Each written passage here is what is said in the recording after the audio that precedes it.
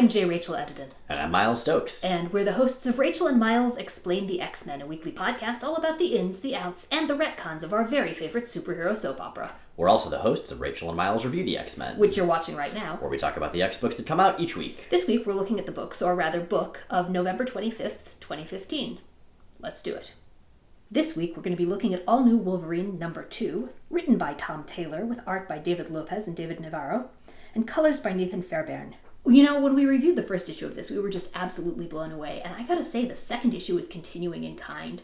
I don't know that this hit me as hard, but I think that's largely because it was at a quality bar that I was, by this point, expecting based on number 1. Right, exactly. It may not be the holy crap that we saw with number 1, but nailing a number 2 is challenging. I think we talked about this a little bit, the difficulty of number 2s and number 3s when we were talking about some Secret Wars books. Yeah. And that's the case for an ongoing as well. You have to take the momentum established by the first issue and continue it while also doing something new, and this issue does. It has. I'm not going to spoil anything because this is a series with a lot of ongoing twists and whose twists are very plot relevant. But it's going in directions I didn't expect fairly consistently, and directions that are really interesting for both the title and for the character.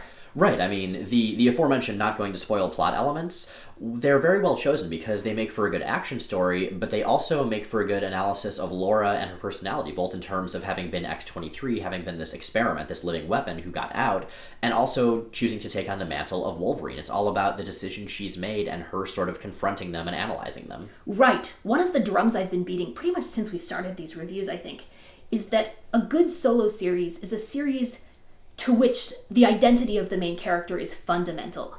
You know, a good Cyclops book should be a book that couldn't be about any other main character except for Cyclops. And a good Wolverine book should be about a book that's, fundamentally that has to be about Wolverine.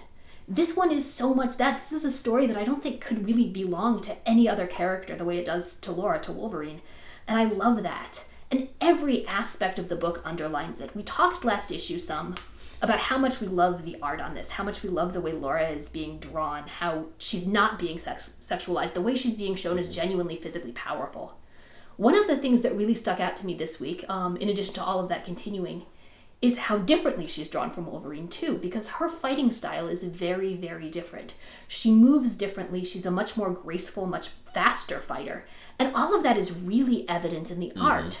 And it's evident, again, without sacrificing that physical power, without sacrificing, it being drawn very much as an action book. And that's really hard to do because, the things I'm describing, flexibility, grace, and speed, are things that it's very challenging to convey in static images. And the art team on this does such a beautiful job with that. They do such a beautiful job tonally, too. The colors on this book are a great example of why coloring is important. Right, and we saw this as a plot element back in the Logan Legacy books after Wolverine died, after Logan died, with Laura kind of embracing the idea of the brightly colored superhero persona as something she really wanted to pursue. For me, that was where the whole Laura is going to be Wolverine thing started. Yeah, and while she has gotten rid of the blue and yellow streaks in her hair, which I'm kind of sad about it, I like those personally, the fact that they would be so hard to maintain. They really would, yeah, especially with the healing factor. I think that the black would just come right back out and overwrite them. I don't think hair heals because it's dead cells. I don't know. We should find a geneticist. It wouldn't make sense. Or a Marvel writer who is a geneticist. I don't think there are. That doesn't mean it's actually going to reflect reality. As how does Laura dyeing her hair work? She might have been using that chalk stuff. That would also work. Oh, that's possible, yeah. But anyway, point being, even though Laura has lost that, seeing her in the bright blue and yellow, honestly, about as bright as Wolverine's costume has ever been. Yes, Logan wore the blue and yellow, but with Laura, there's a lot more yellow, and it seems to be drawn in a much brighter hue. And with Laura, those things mean something. You mentioned the scene from Logan Legacy where she first dyed her hair. And this isn't just Laura Kinney as Wolverine. This is Laura Kinney embracing, really for the first time, the idea of being a superhero and the things that go with that. She's always been a fighter. She's always been that. She's often worn uniforms. But what this one has come to represent to her is, I think, even more powerful than what it really ever meant to Wolverine. His costumes were largely things that other people gave him and put him in. Especially Fang. He just took Fang's costume. Right. And this isn't just her dressing up as Wolverine. This is her very much choosing the part of Wolverine's legacy that she wants to continue. And, one of the things that it's easy to forget about Wolverine's costume because it tends to be desaturated. Logan has historically been a character around whom art has been very desaturated and gritty. is that it is the most fundamentally superhero color scheme. Its primary colors, it's blue and yellow with a big red belt buckle. And this, Fairbairn uses that so well to contrast Laura with the people around her, with her environment, to make her stick out in crowded action scenes, but also just to give her a very specific tone as, the energetic and the narrative and the ideological core of the series. So, yeah, solid number 2. It ends in a way that seems to be taking it in a unexpected and very different direction, so I'll be curious what 3 looks like, but so far, we're 2 for 2. Next up, we have a not even remotely X-related, super special mini-review of Moon Girl and Devil Dinosaur number 1, written by Brandon Montclair and Amy Reeder, with art by Natasha Bustos and colors by Tamara Bonvillain. So, this book is great.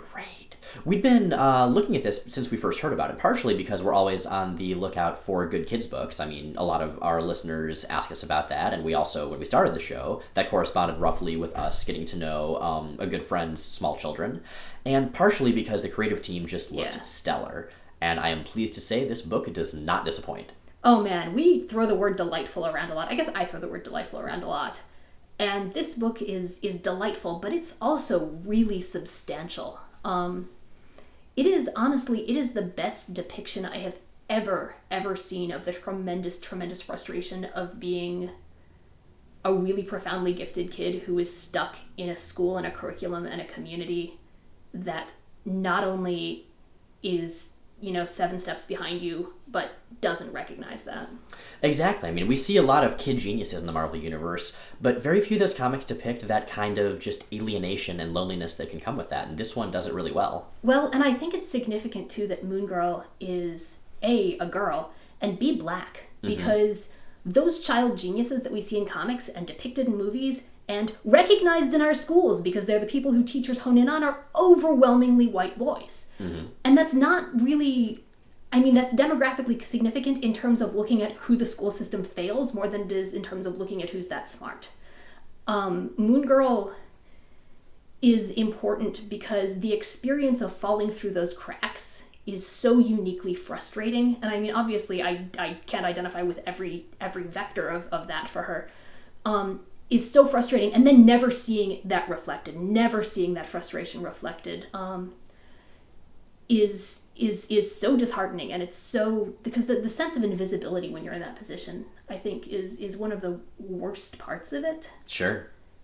And it means so much to see a character like that not only visible in a story, but as its protagonist. That's huge. That is so It totally important. is. Now, lest we ignore the Devil Dinosaur part of the title, to briefly address that, so one of my favorite things about the issue is that when Devil Dinosaur and Moon Boy first show up in the past/other dimension that is the Land of Flame, there's a little caption to reference an event that's mentioned that says, "See Devil Dinosaur number 1," which came out in the 70s, and it makes me really happy that a number 1 issue of a semi-kids book references something that they'll probably never find from the 70s. That's just kind of great. Yeah, I don't think you could do a Devil Dinosaur book well without being self-aware in that specific way, because he's such a specific conceit. Totally, yeah. And another thing to mention about the Land of Flame scene is that there's actually some pretty intense violence for something that's a kid's book. So if you're a parent who's going to potentially look into getting this for your kids, just be aware that that's there. You're going to know your kid's maturity level. I think the subject matter could be really important for a kid, but there is a little violence, and so just, use your judgment. But regardless, Moon Girl and Devil Dinosaur number 1, definitely recommended. This one is a ton of fun. So, Miles, with only one X book, what's our issue of the week? It is, in fact, that X book. But even if we had more, this is a really good one. I think for me, I like number 1 more, but I think part of that might just be because it was so surprisingly out of nowhere awesome. But number 2 is a really solid issue, even without that. What about our panel of the week? Our panel of the week is likewise from All-New Wolverine number 2. And I picked this panel because, for me, it beautifully encapsulates a lot of, I think, the strongest points of the art in this book. The way action scenes are drawn, the way Laura's body is drawn in those action scenes, the way, again, her fighting style is distinct and distinctly her own, especially compared to Logan's as Wolverine. And also the just beautiful and on-point use of color in this series. It might not be the flashiest panel in the book, but again, I think it's one of the best crystallizations of why the art team on this is so superlative. That's it for this week. Thanks for watching. If you like what you've seen here, but think it would be way better without our faces, Please check out our podcast, Rachel and Miles Explain the X-Men. New episodes go up every Sunday at rachelandmiles.com, also on iTunes and Stitcher. And we've got a special one for you this week. We do indeed. I am finally myself coming into the Secret Convergence on Infinite Podcasts. That is chapter 9 of 9, the final chapter of our glorious endeavor to teach the Beyonder about comics. You can find out who lives, who dies, who gets a new costume, and what happens when Miles finally shows up on BattlePod in the conclusion to, I think, probably the largest ever comics podcast crossover event. Yes, possibly the only and largest. That podcast, these video reviews, and everything at rachelandmiles.com are brought to you by our Patreon subscribers. We are an entirely listener-supported and ad-free project that is made possible by those fine folks. If you'd like to join their ranks, which you totally should, you can do that at the link either above or below this video, depending on where you're watching it. In the meantime, we will see you next week.